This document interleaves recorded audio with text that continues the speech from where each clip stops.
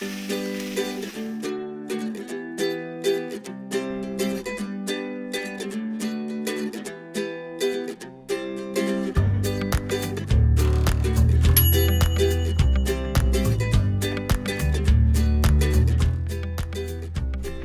back, everyone. Today is really exciting. It's all about coconut milk. Coconut milk is great to have in your kitchen because not only is it delicious, it's very healthy as well. It's totally dairy-free and it's full of good fats, in particular medium-chain fatty acids. Today we're making red Thai curry. I absolutely love this dish. It can feel a little intimidating to cook this type of food at home, but once you learn how to make it and see how easy it is, you'll love doing this. I'm using chickpeas in my red Thai curry today. They're also called garbanzo beans. So I chopped the veggies all about the same size as my chickpeas. You can put any veggies you want into this. I like to do a bell pepper, some broccoli, some onion, and some carrot. There's my bell pepper. Let's rock out the broccoli. And when I buy broccoli fresh at the store, sometimes it comes in really big bundles, but it's actually sold by the pound. Just double check at your grocery store because only buy what you're going to use. And I like to just cut the florets off the top.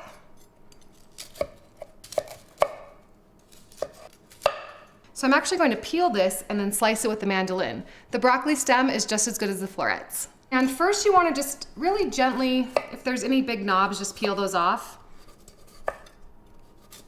It just makes it much easier for using your veggie peeler. Then grab your veggie peeler. Just get this cleaned up a little bit. Doesn't have to be perfect. Just makes it easier for chopping. And then I like to take it and cut it on an angle. You can chop it with a knife, but I like to use the handheld mandolin. If you've seen me use one of these before, I always tell you, be very careful. I like these handheld mandolins because I think that they're a little safer. Just keep your fingers away from the blade.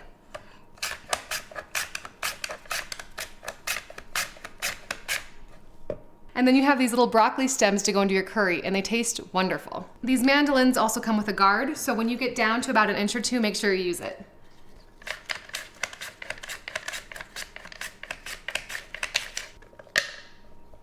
All right, let's move on to our carrots. And like I said, you can use any veggies you want here. Just use whatever's a good price at your store that day. You can also use frozen veggies as well. Let me just get these carrots peeled up and make a mess while I do it. I'm actually going to do the carrots the same way that I did the broccoli stem. So slice them at an angle and then use your mandolin.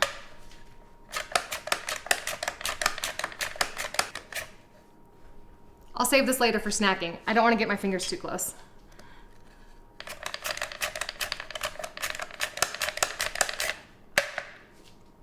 I'll also add about 1/2 cup of frozen peas at the end as well. Frozen peas are great to have around. They're highly nutritious and they defrost like that. Okay, our veggies are prepped. Now let's prep the ingredients that are actually really going to flavor this. The first thing that we'll need is some garlic. I'm actually going to grate the garlic in and grate the ginger in, so I don't want to smash these too much because I want them whole. So just get your garlic open. I have 2 garlic cloves here. If you like your curry extra garlicky, you can use 3 or 4. There we go. And about an inch piece of ginger. We'll talk about the curry paste in a minute. Your curry paste might already have garlic and ginger in it, but I also like to add fresh because I think it just adds so much more flavor. Garlic and ginger are so good for you, so if you can actually add them fresh, it helps you health-wise as well. Next up, let's chop an onion. And this is a pretty big onion. I'm only going to use about half of this.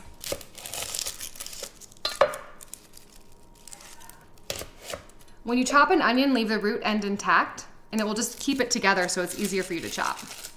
There are all of these tips and tricks to cutting an onion. I think the best tip is just to do it fast enough that you don't cry and that you don't hurt yourself. Let's talk about our red Thai curry powder. I have some powder here, and it's a blend of a lot of different spices. There's chilies, lemongrass, ginger, lime leaves, mint.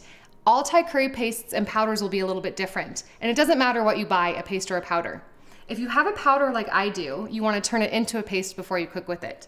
So I have 1 tablespoon of red curry powder here, and I'm going to add just 1 tablespoon of water to make a paste.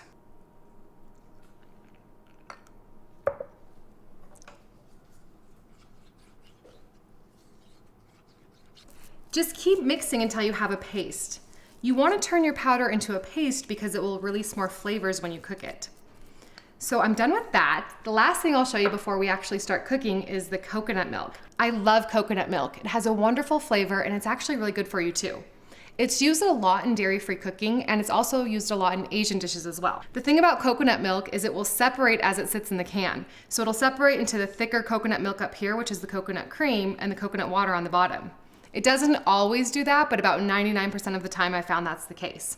So if you open it from the top, it'll be a hard cream, and when you try and scoop it out, the water will squirt all over you. So turn it upside down and open it from the bottom.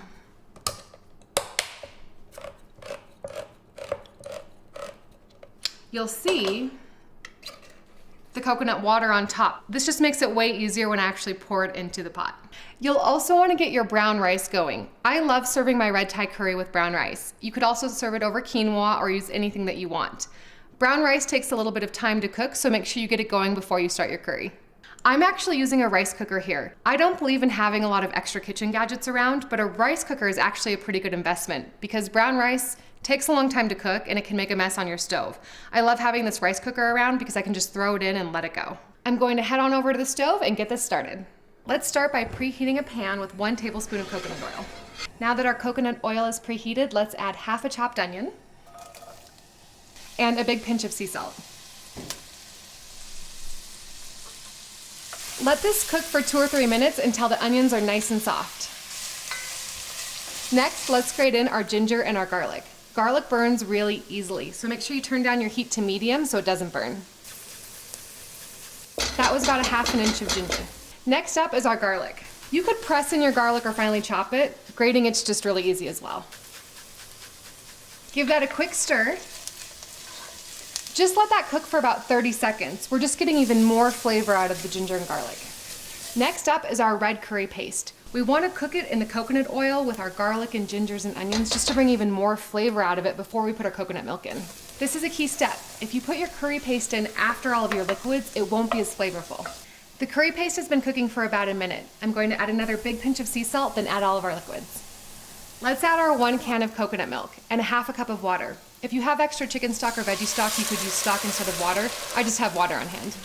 That's why we turn the can over, because if you open it and the cream is on top, it's really hard to get out.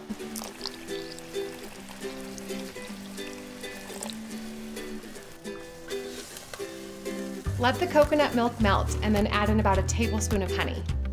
I also like to add in about a ½ teaspoon of turmeric. Turmeric is an anti-inflammatory and it's so good for you. It's totally optional here, but if you have it, put it in. Let this come up to a really gentle simmer. You don't want to boil it because it will overcook it. Let's add in all of our veggies and our chickpeas. I save the frozen peas till about 5 minutes before I serve it. They're already cooked and they just need to defrost.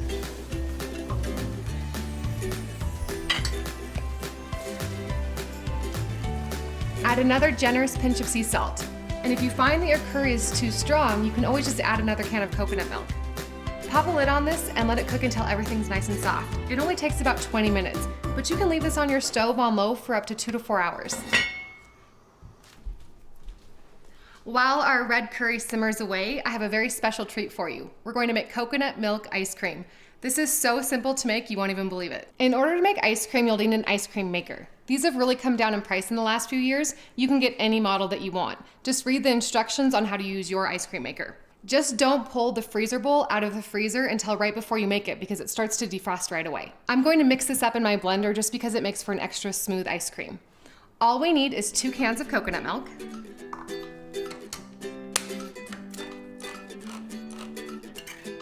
perfect, the water's on top.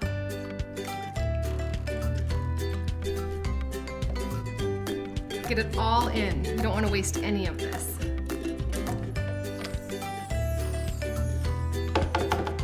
Number 1, let's do number 2.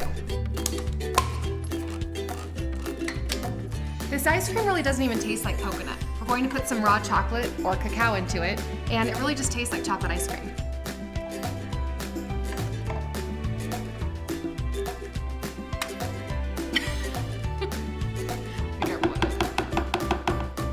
All right, now that all of our coconut milk is in the blender, I'm going to add 3/4 tablespoon of pure vanilla extract. Use a really good quality vanilla extract. 2 tablespoons of cacao. And and then about 1/4 cup of maple syrup. We just need some natural sweetness to our ice cream. You could also use honey. I just love the flavor of maple syrup here. I'll just eyeball it. Maybe about 1/4 to 1/3 cup. Just pop the top on and blend it up.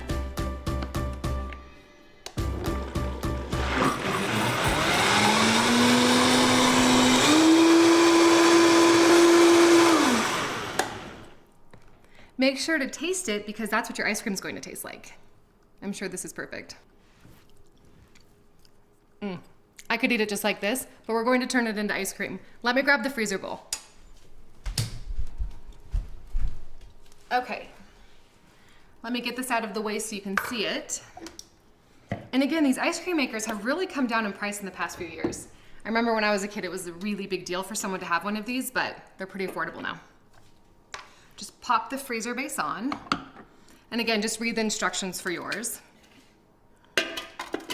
This only needs to go for about 20 minutes and you're gonna have amazing soft serve ice cream. Here we go.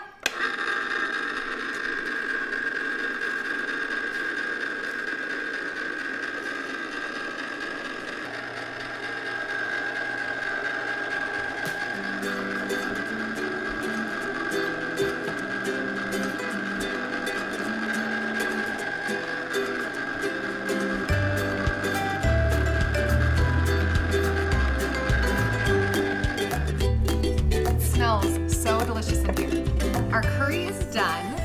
It's very hot. All I have to do is add our peas, and they're mostly defrosted by now. If you put them in while it's cooking, they're going to turn a really dark green and not be great. Stir this up. This looks perfect. I'll admit, this is a lot of coconut milk in this meal. You don't have to eat both of these things together, but I want you to know how to make both of them. Let's add our brown rice to our bowl. I do about 1/2 cup for a serving. Because I cooked it in the rice cooker, it's cooked perfectly and very little cleanup. Rice, and then a big scoop of curry. You can also make this with chicken if you want to. While the curry's simmering, you could just take 2 skinless, boneless chicken breasts, cut them up into about 1-inch pieces, and let them cook directly in the curry. I like mine with chickpeas though. This is such a great meal. And just a couple of cilantro leaves as well. That is perfect. Health-wise, it's so important to learn how to cook your favorite foods at home. You can control the quality of ingredients and it's so much better for you. Move that out of the way. We have our ice cream here. I turned my ice cream maker off. Let me show you what this looks like. It's very thick. So right after you make this, it'll be really similar to more of like a soft serve. I want to show you what it looks like. It's delicious. So if you like soft serve ice cream, this is perfect. You can also freeze it overnight in the freezer in one of these ice cream containers, and then it's really just like ice cream. That's how I'm going to eat it today. Let's scoop some of this out. No one in your house is even going to know this doesn't have dairy in it. It's amazing. And we'll do 3 scoops just for fun. To make it even more healthy, I put a sprinkle of chia seeds on top of it as my sprinkles. Your kids will love this too. This is a great way to get your kids to eat healthy. There we go. We have our red Thai curry and our coconut milk ice cream. If you want more recipes like these, head on over to elizabethreiner.com and subscribe to my email list. I'll see you guys next time.